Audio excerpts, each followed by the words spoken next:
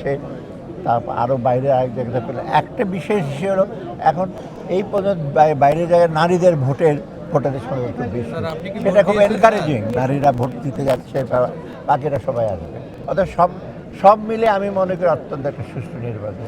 এই প্রসঙ্গে আমি বলি 2008 সালে আমি ভোট দিয়েছিলাম, তারপরে কিন্তু আমাকে আর ভোট দেওয়া সম্ভব হয় না আমার পক্ষে। যে আমি গভর্নর হাউসে থাকতাম এই যে পাশে, সেই সময় আমি এখানে আসছে ভোট দিতে। এই জন্য আজকে কত বছর পর 17-18 বছর এই জায়গায় আবার ফিরে আসলাম। অতএব এটা একটা আমি বলবো যে রোমাঞ্চকর একটা অভিজ্ঞতা এবং এটা অত্যন্ত একটা গুরুত্ব।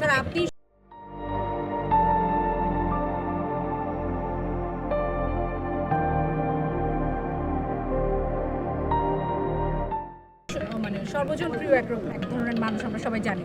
স্যার, আপনার কাছে কি মনে হয় এই ইলেকশন আসলে ওই অর্থে পার্টিসিপেটরি হয়েছে এবং পরবর্তীতে কখনো এই ইলেকশন নিয়ে আলোচনা উঠবে না? না, পার্টিসিপেট হচ্ছে এখন তো সময় তো আরও আছে।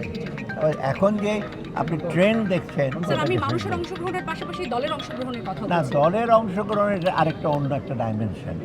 আমাদের মেইন ইস্যু হলো মানুষের অংশগ্রহণ।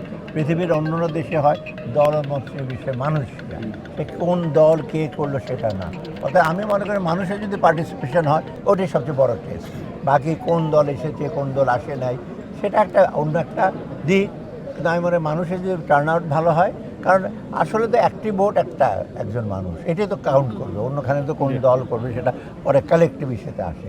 অর্থাৎ আমি মনে করি এখন পর্যন্ত যেটা আসছে স্বতঃস্ফূর্ত এবং আরও সামনে আছে সময়, আরও বেশ সময় আছে, ভোটার টার্ন আউট ভালো হবে।